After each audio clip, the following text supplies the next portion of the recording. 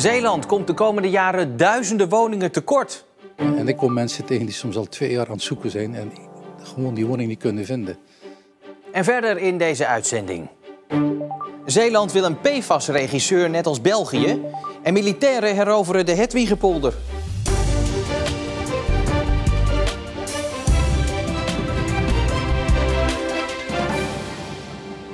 Goedenavond. Bijna de helft van de Zeeuwse gemeenten heeft de komende jaren te weinig woningbouwplannen om aan de vraag te voldoen. Dat blijkt uit cijfers van de provincie. In de gemeenten Goes, Rijmerswaal en Tholen zijn de problemen het grootst. Zeeland groeit. Afgelopen jaar kwamen er bijna 1500 Zeeuwen bij. Terwijl we er in het verleden nog van uitgingen dat onze provincie ging krimpen. Die groei heeft voor- en nadelen. Zoals een gebrek aan woningen. Als Zeeland hebben we zoveel mogelijkheden. En als de toekomstvisie is van jongens, we gaan zorgen dat het een mooi leefbaar gebied wordt. Dan zul je gewoon huizen moeten bouwen op voorraad. Als we kijken naar de verwachte situatie in de toekomst zien we grote verschillen in Zeeland. We hebben alle woningbouwplannen van alle gemeenten tot 2034 opgevraagd. En daarnaast hebben we de bevolkingsprognose gelegd. Dus hoeveel inwoners gaan er af of komen erbij? Dan blijkt dat 6 Zeeuwse gemeenten te weinig concrete woningbouwplannen hebben om aan de vraag te voldoen. Het betrekkelijk kleine Rijmerswaal komt de komende jaren bijna 700 nieuwe huizen tekort. Een van de oorzaken is wel dat de afgelopen jaren wellicht wat vertraging hebben opgelopen. Ook rondom stikstofcrisis en dat soort zaken. Daarnaast heb je natuurlijk ook gewoon te maken met dat we zien dat het aantal personen in huishoudens ook daalt. Dus ja, als je minder mensen in een woning hebt wonen, heb je uiteindelijk om hetzelfde aantal mensen te kunnen huisvesten, heb je meer woningen nodig. Het gaat bij de gemeentelijke plannen om de harde plancapaciteit. Dat wil zeggen plannen die heel concreet zijn en waarvan aangenomen wordt dat ze door zullen gaan. De aantallen huizen die in de planning staan om gesloopt te worden zijn daarvan afgetrokken. Daarnaast hebben de meeste gemeenten in Zeeland zachte plannen. Daarvan is lang niet zeker dat die huizen gebouwd gaan worden. Goes heeft de meeste woningen tekort, maar door de zachte plannen kan dat uiteindelijk meevallen. Daarnaast doen Tholen en Rijmerswaal het slecht.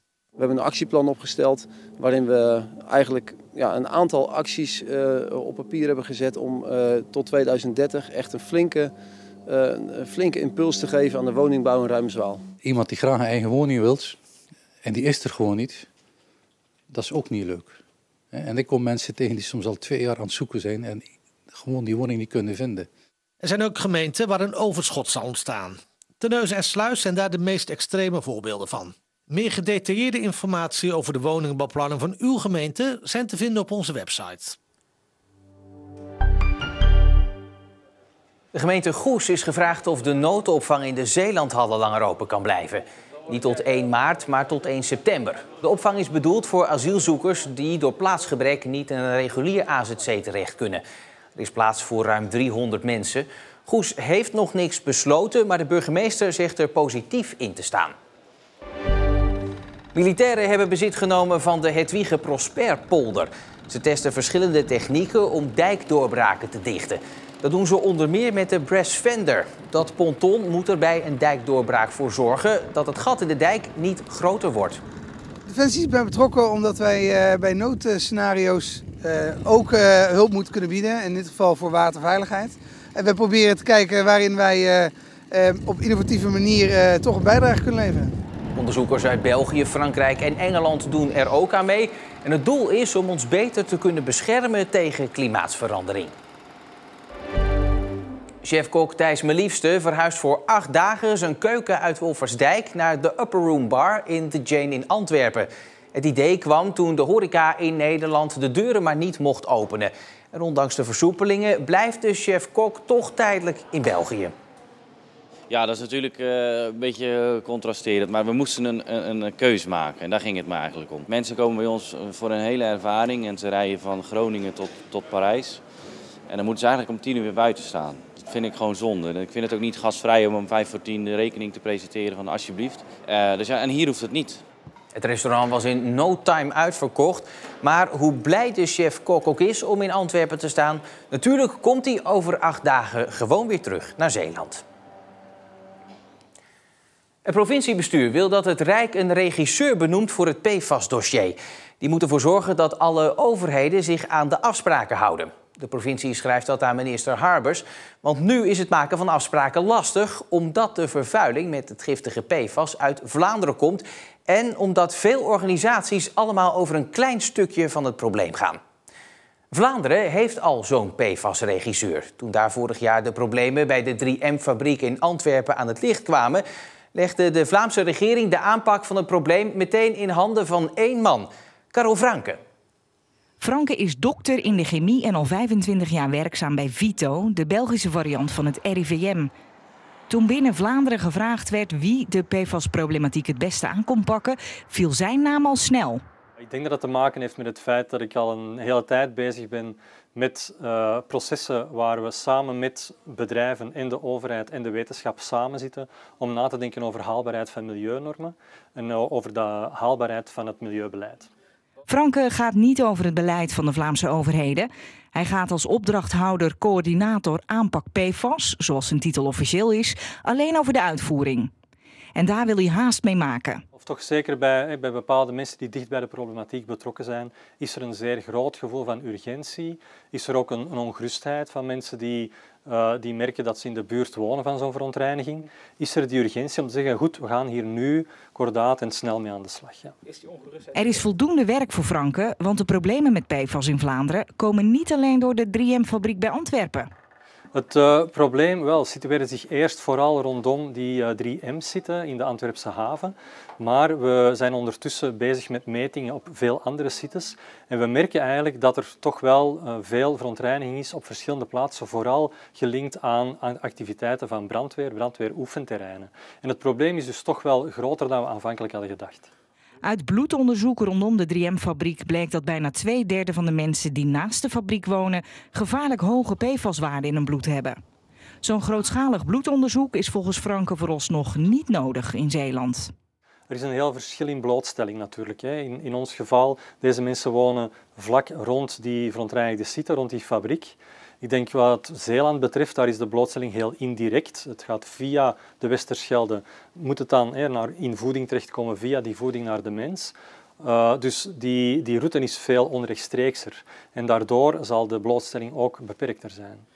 Toch heeft Franke wel nog een tip voor Zeeland om de PFAS-problematiek snel aan te pakken.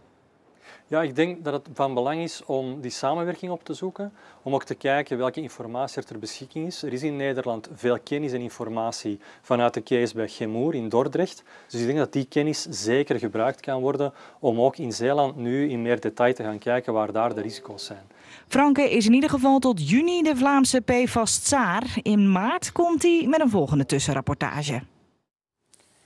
Vorig jaar heeft de KNRM in Zeeland 279 reddingsacties uitgevoerd. Dat is net iets minder dan in het jaar ervoor. De KNRM denkt dat het minder druk was door het slechte zomerweer en de coronamaatregelen. Het reddingsstation van Veren had het drukst, maar de actie die het meest in het oog sprong vorig jaar was wel het in veiligheid brengen van 21 Belgische zeescouts tijdens een zware storm op de Oosterschelde. De gemeente Veren moet op zoek naar een nieuwe burgemeester. Rob van der Zwaag houdt er na ruim 16 jaar mee op, omdat hij het tijd vindt voor een nieuwe uitdaging. Hij blijft wel tot er een opvolger is gevonden. Door de vergrijzing is er een schreeuwend tekort aan ijsmeesters. Na een oproep hebben zich in Zeeland nu 9 mensen gemeld, waaronder ook een Vlaming. Ik ben altijd schaatsfanaat geweest. Ook mijn grootvader veel geschaatst. Heeft ook de toertocht zelf. Sluis ook 2 keer uitgereden. En die verhalen van vroeger, dat hij dat deed en hoe koud en hoe tof dat hij dat eigenlijk vond. En die interesse dat wakkerde me dan wel aan als voor te schaatsen als ik klein was. En of Tom verbaasd is dat hij de enige Belg is tussen de ijsmeesters? Ik kan niet zeggen dat ik echt verschoten was. Omdat ik weet dat de schaatscultuur in België niet echt zo groot is als in Nederland. Maar dat ik de enige ben, ja, vind ik wel tof van. En nog altijd kunnen mensen zich bij de Schaatsbond melden als ze ijsmeester in Zeeland willen worden, of je nou Belg bent of Zeeuw. De een was jarenlang het gezicht van de ChristenUnie in Vlissingen, de ander van D66. Maar nu Koen van Dalen en Josephine Elliott niet meer verder kunnen bij hun eigen partij, stappen ze over naar de lokale partij Vlissingen. Toch zijn ze niet direct van plan om daar iets anders te gaan doen dan ze al deden. Zegt u eigenlijk, het maakt helemaal niet uit voor welke partij hier in Vlissingen werkt, als je het hart maar voor de stad hebt? Nou, lokaal zou ik dat best durven zeggen, ja. Dat weinig uitmaakt, eerlijk gezegd. Dus u gaat eigenlijk wat u bij D66 deed, nu bij LPV doen? Ja, grote delen wel. Hè. Wat ik deed was voor Vlissingen. Opvallende uitspraken van de 2 kersverse leden van de lokale partij Vlissingen. Koen van Dalen en Josephine Elliott vinden het niet veel uitmaken voor welke partij ze in de raad zitten en zijn vastbesloten om precies hetzelfde te blijven doen als ze al deden. Dat roept de vraag op waarom ze überhaupt veranderen van partij. D66 die koos voor vernieuwing. Dat is prima, hè. Dat moet ook om de zoveel jaar. Maar ik wilde graag op dezelfde politieke lijn doorgaan. En LPV die bood mij die kans. Ja, zegt u eigenlijk dat u weg moest? Nou nee, ik had ook wel kunnen blijven. Maar ja, dan had de nieuwe fractie niet echt de vrijheid gehad om een eigen afwegingen te maken. Omdat je dan toch bepaalde lijnen wilt voortzetten. Voor de volgers van de Vlissingse politiek zal het wennen zijn. Elliott was de afgelopen 12 jaar prominent lid van D66 in Vlissingen en was ook wethouder. Van Dalen was 16 jaar lang het gezicht van de ChristenUnie en vanaf het begin betrokken. Hij vertrekt met pijn in het hart. Ik heb het zelfs samen met Piet Kruijt opgericht. Maar er is een tijd van komen en een tijd van gaan. En de tijd van gaan is aangekomen, gezien omdat mijn termijnen vol zijn. Maar ik nog wel heel graag als volksvertegenwoordiger Vlissingen wil dienen. Dus u gaat ook de ChristenUnie uitdragen binnen de LPV? Nee, de ChristenUnie gaat zelfstandig heerlijk verder in Vlissingen. En daar gaan wij ook wel mee samenwerken, zoals de LPV met allerlei partijen samenwerkt natuurlijk. Als het belang Vlissingen is. De lokale partij Vlissingen heeft er 2 ervaren politici bij. Maar de liefde voor hun oude partij zal bij Van Dalen en Elliott niet zomaar roesten. En bij mij in de studio is John Dooms, de fractievoorzitter van de lokale partij Vlissingen. Welkom. Bent u een beetje de partij voor de plusjeplakkers geworden? Ja, dat zou in eerste instantie denken, maar zo is het natuurlijk niet. Hè? Ik bedoel, deze mensen hebben zich altijd met hart en ziel ingezet voor Vlissingen. Nou ja, we hebben net gehoord waarom ze zeg maar weg moesten. Mm-hmm. En ze zijn welkom bij de lokale partij Vlissingen, want het zijn altijd hele gemotiveerde raadsleden gebleken. Die zich ook altijd meer nog meer geconformeerd hebben aan het coalitieakkoord, ondanks dat ze niet in de coalitie zaten. Ja, maar goed, ze komen van hele verschillende partijen. Is dat dan niet een beetje gek als ze dan bij uw partij komen zitten? Want ja, ze komen van een heel ander gedachtegoed vandaan. Nee, maar dat is natuurlijk de charme van een lokale partij. Daar kunnen mensen van allerlei gezinten zitten. Koen is bijvoorbeeld van christelijke huizen, Josephine progressief-liberaal.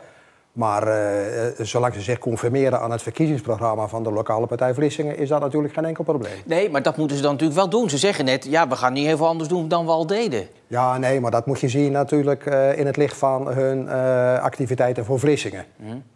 Ik bedoel, dat hebben ze altijd gedaan en dat blijven ze natuurlijk ook altijd doen. Maar je kan geen 2 heren dienen. Het moet wel volgens het verkiezingsprogramma van de lokale partij Vlissingen. Ja, u bent niet bang voor allerlei discussie in de partijen? Bijvoorbeeld, ik kan me voorstellen, ChristenUnie D66 ligt toch best wel ver bij elkaar vandaan. Als het gaat over bijvoorbeeld winkels open op zondag. Ontstaat er dan geen discussie ineens binnen uw partij? Nee. Het moet eerlijk wezen. Alle raadsleden die hebben natuurlijk landelijk ook voor andere partijen gekozen. Maar dat heeft tot nu toe geen enkel probleem opgeleverd voor onze partij. U maakt zich geen zorgen? Ik maak me totaal geen zorgen. John Dooms, dank voor de komst. Graag gedaan, bedankt voor de uitnodiging. Het begon allemaal bewolkt met vanochtend wat regen, maar uiteindelijk waren er ook opklaringen bij een temperatuur van 8 à 9 graden. Morgen dan is het droog met zonnige perioden. 's Middags staat er dan een matige westenwind en de temperatuur is ongeveer hetzelfde als vandaag. Tot zover Zeeland Nu. Ik wens u nog een hele fijne donderdagavond.